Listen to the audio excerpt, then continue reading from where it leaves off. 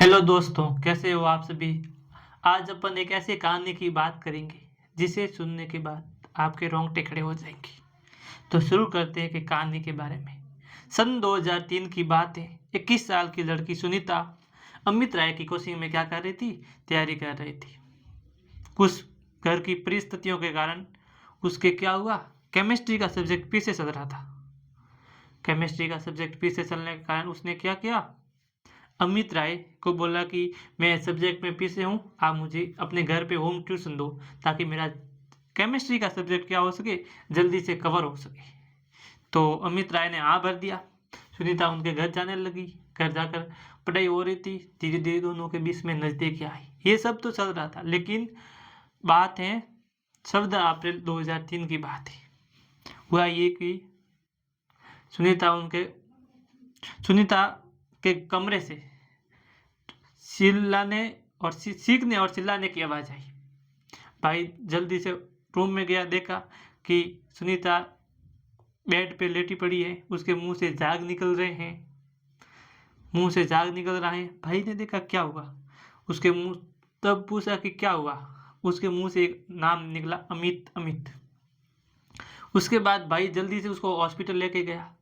Hospital ले जाने के बाद उसका इलाज हुआ, लेकिन 15 अप्रैल की रात उसकी डेथ हो गई। डेथ होने के बाद उस डेथ होने के बाद पुलिस ने उसके मामले को छानबीन शुरू की, क्योंकि एक सुसाइड का मामला था। तब पुलिस उन सुनीता के घर पहुंची, छानबीन की गई, तो घर से एक सुसाइड नोट्स मिला। उस नोट्स में उसने पूरी कहानी बताई कि क्या क्या मेरे साथ हुआ।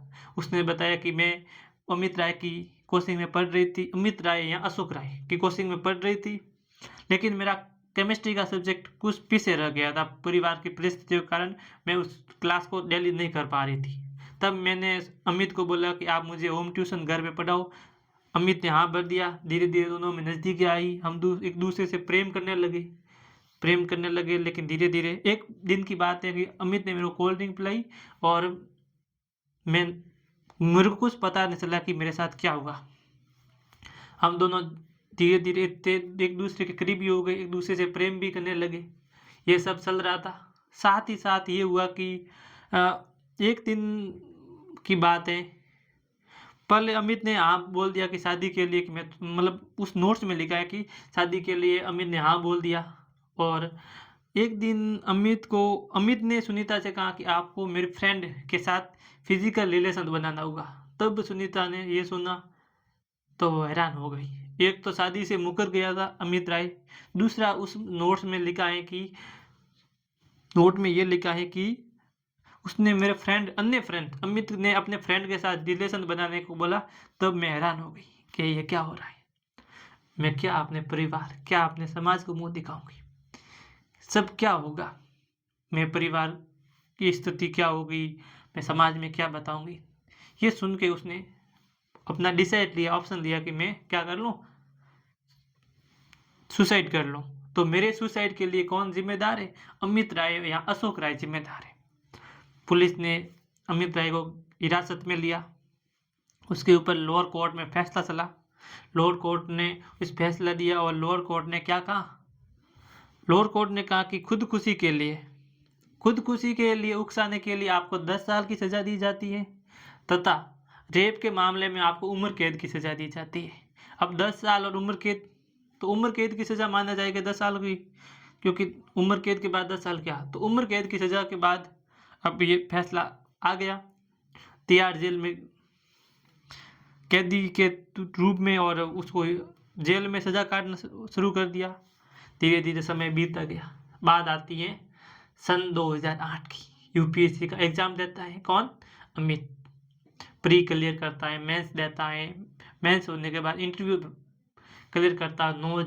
2009 में रिजल्ट आता है, और 2009 में रिजल्ट आता है कि अमित ने क्या किया, यूपीएससी की सबसे कठिन परीक्षा, भारत की सबसे कठिन परीक्षा जो यूपीएससी की है, उसने क्लियर कर दिया है। ये बात सुन के पूरे तिहाड़ जेल में जेल सुप्रीडेंट, जेलर और सब में खुशी का माहौल उत्पन्न हो गया कि एक जेल का कैदी क्या बन गया है, एक आईएएस बन गया है। लेकिन ये खुशी थोड़ी देर की थी, क्योंकि वो एक क्या है, कैदी है, जेल में बंद है। तब दिल्ली हाई कोर्ट पहले से ही लोअर कोर्ट के जो फैसले को हाई कोर्ट में चुनौती दे दी थी। तो हाई कोर्ट ने क्या किया, इस मामले को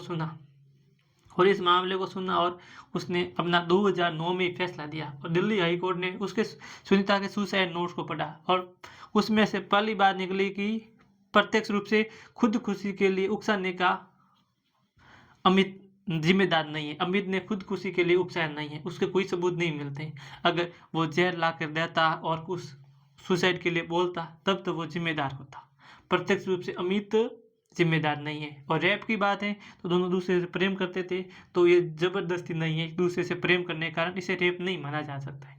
और तीसरी बात कि उससे शादी की बात कहना और शादी की बात से मुकर जाना, तो ये भी इसका ठोस प्रमाण नहीं मिलता है। और दूसरे फ्रेंड के साथ फिजिकल रिलेशन की ये भी बात ठोस प्रमाण में नहीं आती है। तब दिल्ली हाई कोर्ट ने कहा कि वैसे ही पहले से ही 5 साल की सज़ा काट चुका है, अब उसकी सज़ा 5 साल की सज़ा कोई पूरी सज़ा माना जाए और उसे रिहा किया जाए, क्योंकि जेल का ये उद्देश्य होता है कि जेल में रहकर कोई कैदी क्या हो, अपने मतलब रीडिंग हिमसेल्फ, अपने व्यवहार को बदले, अपने व्यक्तित्व को बदले, ताकि अपने ज़िंदगी को कुछ बेहतरीन कर सके। और वो अमित ने करके दिखाया है। अब ये बात सुन के NCW राष्ट्रीय महिला आयोग ने कहा कि क्या कोई व्यक्ति UPSC जैसी कोई भी कठिन परीक्षा पास करने के बाद कोई UPSC जैसी कठिन परीक्षा पास कर दे तो क्या उसके संगीन जुल्म या जुर्म भूले जा सकते हैं, और रेप जैसे। तब सुप्रीम कोर्ट में उसने NCW ने ये मामला उठाया, तो सुप्रीम कोर्ट ने फिर इस मामले की जांच शुरू की। 24 जुलाई 2010 को सबसे पहले नोटिस दिया Delhi high court, Delhi police और अमित राय को, और फिर इस मामले की जांच की। और दिल्ली हाई कोर्ट ने इस मामले में तो पहले से जांच कर दी थी। अब सुप्रीम कोर्ट ने कहा कि NCW राष्ट्रीय महिला आयोग प्रत्यक्ष रूप से इस मामले में भूमिका अदा नहीं कर सकती है, न तो वो सुनीता की तरफ से है न अमित राय की तरफ से है। इसमें प्रत्यक्ष भूमिका वो कैसे अदा कर सकती है।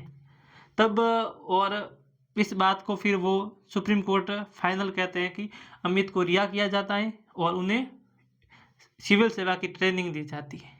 तो इस कहानी से हमें क्या सीखने को मिलता है? इस कहानी से अपने को सीखने को मिलता है कि इंसान को कैसी भी परिस्थितियाँ हो, कैसी भी विपरीत दशाएं हो, फिर भी उसे हार नहीं मानना चाहिए। अमित ने जेल में रह के भी क्या किया, ऐसी कठिन परीक्षा को पास कर दिया है। तो मनुष्य को सुख सुविधाओं का मतलब कि मेरे पास ये नहीं वो नहीं, मेरी स्थिति सही नहीं है, उन सबको कोसने की बजाय ज़िंदगी में ऐसा अपना माइंड सेट किया जाए और कुछ ऐसा किया जाए जिससे क्या हो सके, अपन ज़िंदगी में कुछ बेहतर बन सके, कुछ नया कर सके और अपने समाज के लिए बेहतर कर सकते।